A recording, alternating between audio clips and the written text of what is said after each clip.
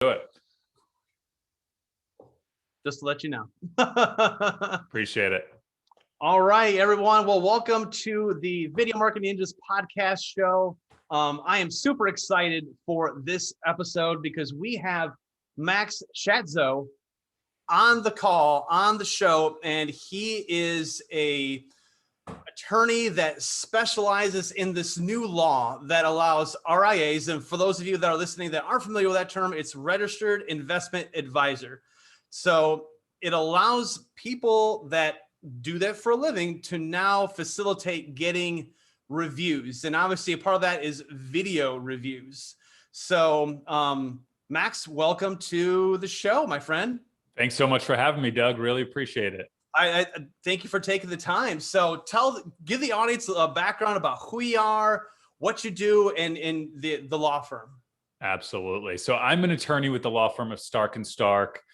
I'm part of the investment management practice group, and our group represents exclusively financial institutions and individuals with, basically anything that they might come across, whether it's registration issues, enforcement issues, investigations, examinations, or just operating their compliance program on an ongoing basis, and so we represent something like 300 to 500 investment advisors, firms with their ongoing compliance needs. And so that's sort of our, our bread and butter, but, we do a lot of other work for these, individuals and entities.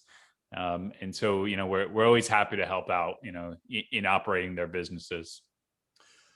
Cool. So a little background on how I found Max. So I found out about this law, which we're going to get into, poking around, and Max is, I would call him the ninja for this law, because he's done a ton of great interviews and other podcasts about this. And I'm like, I got to talk to this guy. He knows it all. He's the ninja when it comes to this. Right. And so Max, I'm going to have you talk to us like we're fourth graders, right? So like, not like a show, like, are you smarter than a fifth grader, right? So we're not going to go to that level. We're going to just talk to us. We're trying to break this down in layman's terms and what this law is and what it means to RIAs, so Registered Investment Advisors. So take us a little bit through how you found out about it and what sparked your interest with becoming, in my opinion, an expert on it, because you speak so well to it. Yeah, absolutely. So I'll give you a little bit of background, which will help put a little, color on it. Yeah. So up until 2020, December 2020 of last year, there was this general prohibition under the Investment Advisors Act. So prohibition meaning ban. And so there was a ban on using testimonials in advertisements. So, think of a testimonial as some kind of statement, a favorable statement from a client or customer about their experience with you, right? And you see all these other businesses using them, whether it's, any other business on Google reviews, right? With these really great reviews. And then the business goes ahead and uses those reviews in their advertising campaigns, right? Mm-hmm. So the old rule before December 2020 said, you're not allowed to use those in advertising because the SEC believes they're just so misleading, right? You can cherry pick, you can pick your best ones, and you're going to mislead prospective clients and clients. That all changed in December 2020 when the SEC adopted the new marketing rule and very, very clearly now permits the use of these testimonials in advertisements by investment advisors. So that's sort of like the background on what we're talking about and why this is a big deal and why it's a deal now. Mm-hmm. I became a subject matter expert because I have a lot of clients by demand who are now interested in this field, right? It's a huge new opportunity for marketing. It's a huge new opportunity for advertising. And someone at our firm needed to take the reins on researching this rule, right? There's a 400-page adopting rule release. You got to figure out exactly what it says, what you can do, how you can do it, within the bounds of this new law. And so sort of that was my obligation, my undertaking at our firm. And I've become this subject matter expert on this. So that gives you a little background on how this came about. Yeah. So So there you have it, guys. So, well, I want to get into kind of a list of just kind of some questions, right? So, because I want to try to break this down in as simple as layman terms as possible, because we're getting people who are very interested in it, and they're still obviously cautious about it, and that's okay, right? It's brand new. Nobody wants to get that phone call from the SEC or that email, right? So, I'm just going to go ahead and just kind of fire off some questions, and then I'll let you just kind of run with it. All right, So, sounds great. the first question I have is, so what do you think would be a good set of, again, let's say layman's terms, or some checkbox guidelines that an RIA needs to consider before using a video testimonial for marketing? Because obviously we're going to speak on leveraging video, right? So you have the written review, and then you have the video review. Video reviews are much better than obviously getting a written one, because the real human being on camera, and we're going to talk a little bit more about that too. So what do you think would be some general layman's terms guidelines that they need to stick to? Yeah, so I think RIAs really need to understand what the new marketing rule and every aspect of the new marketing rule. And so there's these general prohibitions, general bans under the new rule, right? There's specifically 7 of them, and there's 7 things that advisors need to not do in their advertisements, right? Can't lie, can't mislead, can't create false inferences.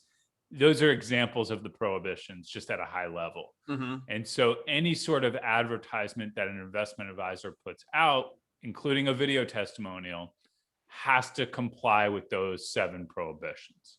That's the first thing I'd be thinking about. Yeah. The next thing that an advisor needs to be thinking about is, how do we comply with the specific requirements for testimonials and advertisements? And that's another, very, very formulaic process, right? You go through the rule, you figure out what kind of disclosures do we need, what needs to be in those disclosures, when do they need to be provided, how they need to be provided. And that's really where I would start. Once you have sort of this idea on what your advertising campaign is going to be, then I'd probably work with, either your compliance counsel, your compliance consultant, and make sure that they approve of the script or whatever sort of, what's going to form the basis, even if it's like a checklist, an outline, because you don't want to go through this effort and energy of creating a video, maybe with, a third-party producer, if it's ultimately just not going to be usable, right? Mm-hmm. And so it's worth, I think, getting that, approval in advance from someone, and then once you're there, right, I think it's all a matter of producing the video and then reviewing it after the fact before you publish it, to make sure, the client didn't say anything false or misleading, Mm-hmm. and run it back through those sort of general prohibitions. So I think that, is sort of like the high level list of things that RIAs and, marketers need to be thinking through. So how do you feel? So how do you feel video testimonials kind of ultimately fit in with the law versus a written review? Should an RIA be more cautious with a written versus a video review, or is it kind of, do you feel like it's kind of the same situation? I really do believe they're one and the same, right? I mean, I think the rule treats them equally, Mm-hmm. in terms of compliance, in terms of, the standards that they're going to be reviewed through. So I don't really view them very differently. Yeah. I think maybe, depending on where the written review or the written video, or the video is going to be published or disseminated, that might change my mind a little bit, sort of just like on the risk, Mm-hmm. just a risk approach, and, determining how much risk we can take. But other than that, I don't think there's very much difference between the two. Okay. So, because I guess it leads me to the next question is, if the client, because with our platform, they send a request for a video testimonial to a client, the client records their video, right? So I was reading that law, and then if it's considered organically created, meaning they quote unquote submitted it themselves, is that not an advertisement based on the new ruling? Because they organically submitted it themselves. They may have supplied click here to make us a video review about how much you love working with us. Yeah.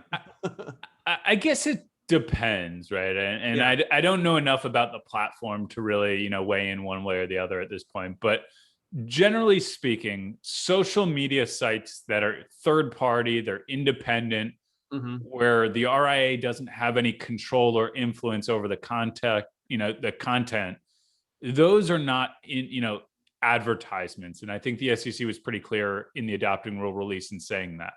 And so think of, Google reviews, think of Angie's List, those types of, platforms, assuming you're not altering content, or submitting content. Got you. Those are truly independent, right? I think that's what you're referring to by organic, right? Okay. Yeah. Okay.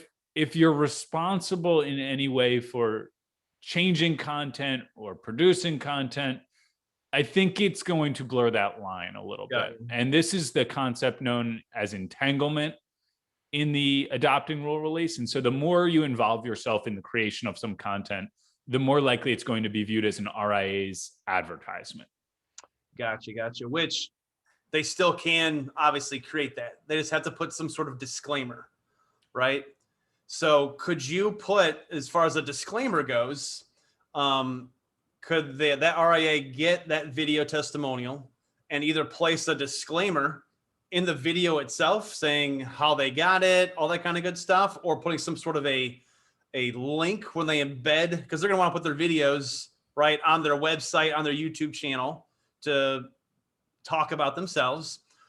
Would they need to put that like in the video itself, or would they need to put some sort of link? Talk a little bit about how, once they get the video, what they need to do to go about to actually display it and use it in advertisement. Yeah, absolutely. And so the rule requires there to be some clear and prominent disclosure in the video, right? Like alongside the testimonial. And so when the client's saying favorable things, when they're talking about the RIA, you could either build in disclosure, right below the person in the video. You could edit the video. You can ask the person who's providing the video to cover these three key aspects, perhaps. And so they could just talk about them during the video. I guess there's definitely ways that you can handle it. And, it's all just a matter of disclosure. And so the disclosures have to find their way clearly and prominently into the testimonial. Talk a little bit about like disclosure, like what do they need to say in the disclosure about the video that they create? Yeah, so bear with me 1 second. No, do your thing. I want to pull up the rule so I don't get this wrong, and I should have done this before. I should have done this actually before. The rule requires clear and prominent disclosure of certain things. I'm gonna pull up take your time. Actual language here.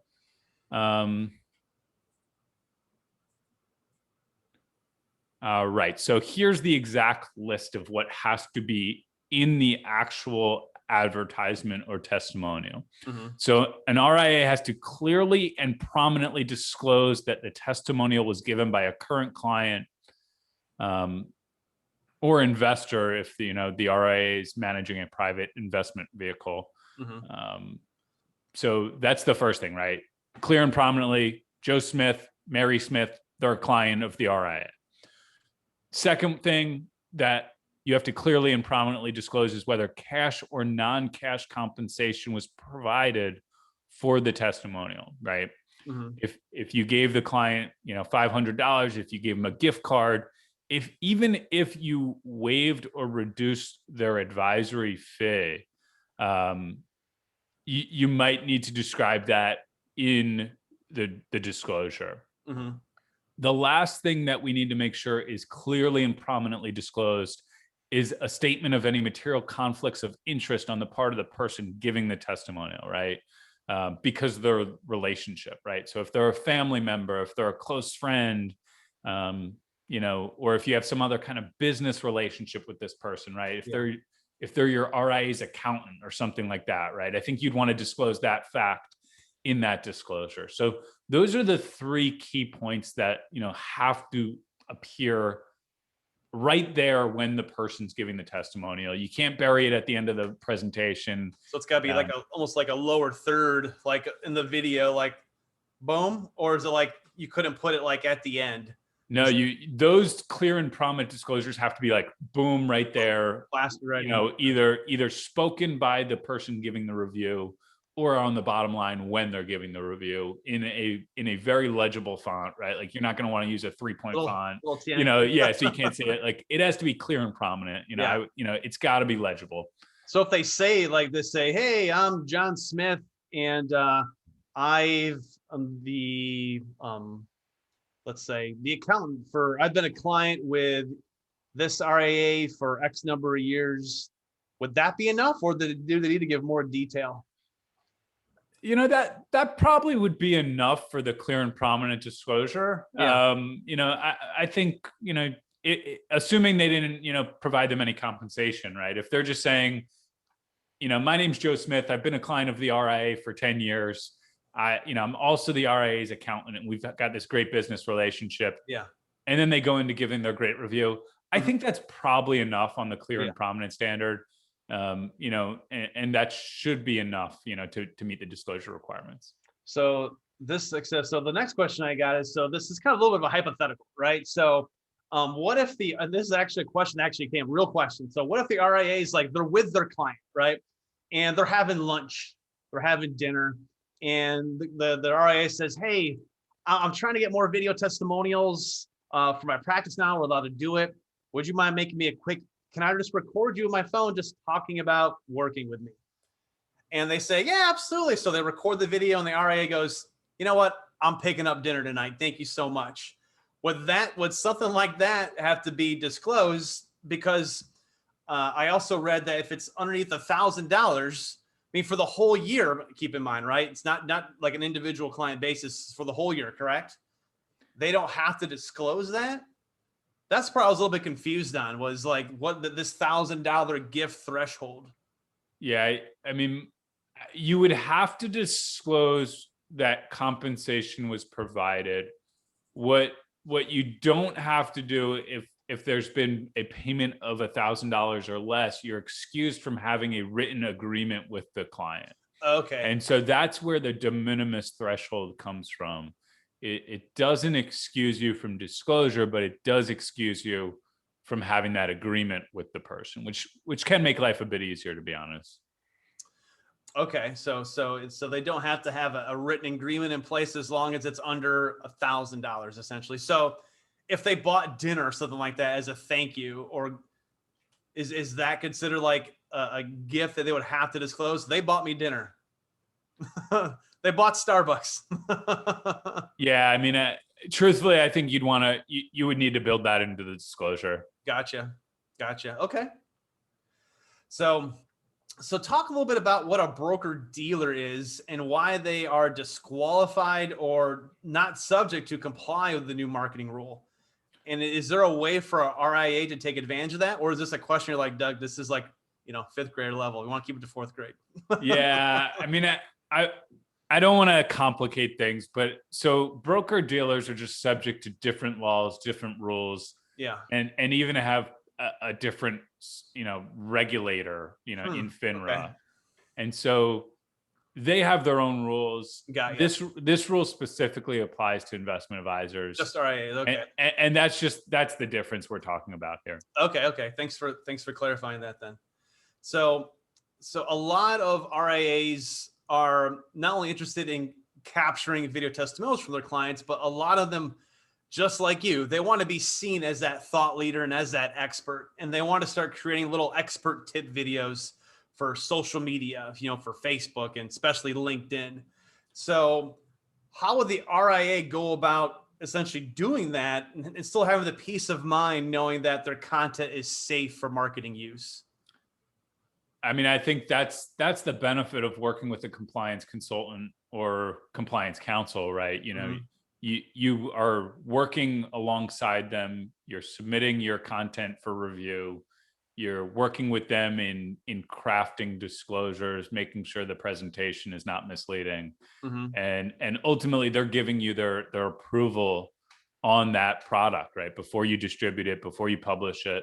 And so I think that is, that's the most effective way to ensure that you won't have issues down the road. Because then if the SEC ever takes issue with something you published, right, you say, we reasonably relied on counsel, we reasonably relied on our compliance consultant, they reviewed and approved that, that presentation, and that's an affirmative defense to any sort of enforcement action. And so, that's the surest way to protect yourself.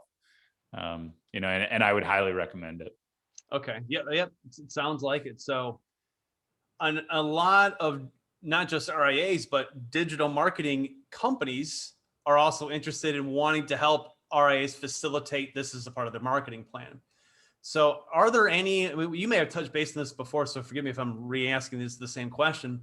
Are there any tips on how an RIA can easily display their video testimonials on their website? Is there any sort of like protocol that, let's say, a digital marketer would have to really consider before they would display video testimonials on their website? Does it go back to that disclaimer thing essentially that we chatted about earlier?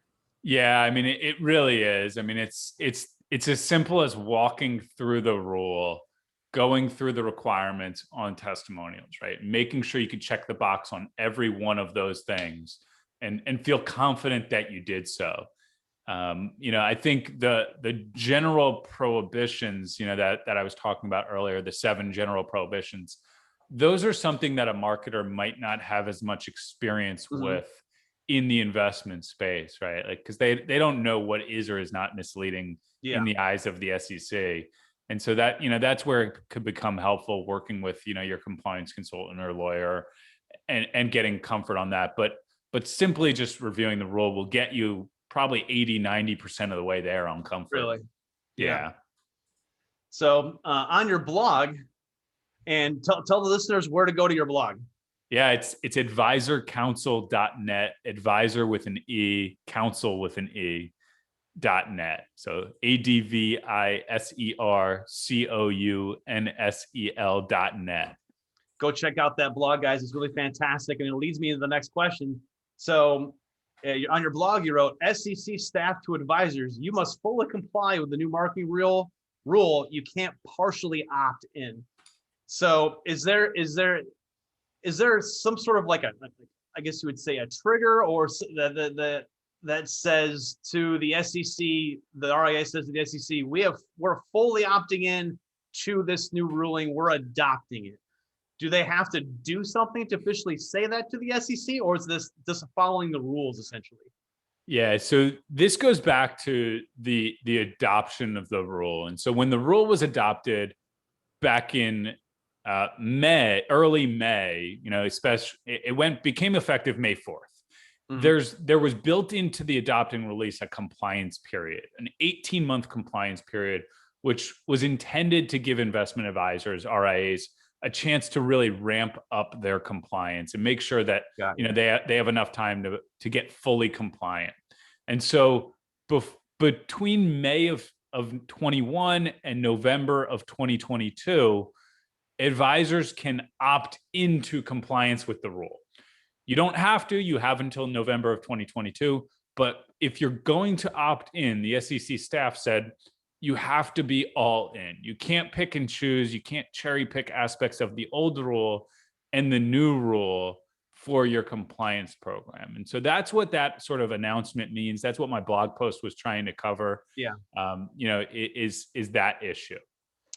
Thanks for being clear to that. Because again, RIAs are probably listening to this, but also digital marketers who are probably doing some work for RIAs, probably wondering the same question. So cool. Thanks for being clear on that. So another issue is with video email. Video email is becoming a super popular tool. So should a RIA be cautious with sending a video email to a client, or does that not fall within the new marketing guidelines as it's more of like a one-to-one message, kind of like email? Yeah, it's a great question. And so I think if it's truly a one-on-one communication with a client, it's probably not going to meet the definition of an advertisement. And you don't necessarily need to worry about all the rules and the implications of that. If you've created a stock video and you're using that video with a bunch of different clients and prospects, it will be, right? And so you got to walk that fine line of how customized is this video? Who's it going to? Because if it goes to more than one person and it's intended to, try and promote your advisory services, it's going to be deemed an advertisement. So they should go through their compliance consultant then before leveraging that scanned video email message that they're going to send out. Not like a one-off, like, hey, Max, this is Doug, your financial advisor, just checking in. How's life? All that kind of good stuff. Yeah, I think that's probably a fair point. I think most compliance policies and procedures would still require that, right? Like it's a mass dissemination video, and you'd probably want to set eyeballs on it from a compliance perspective.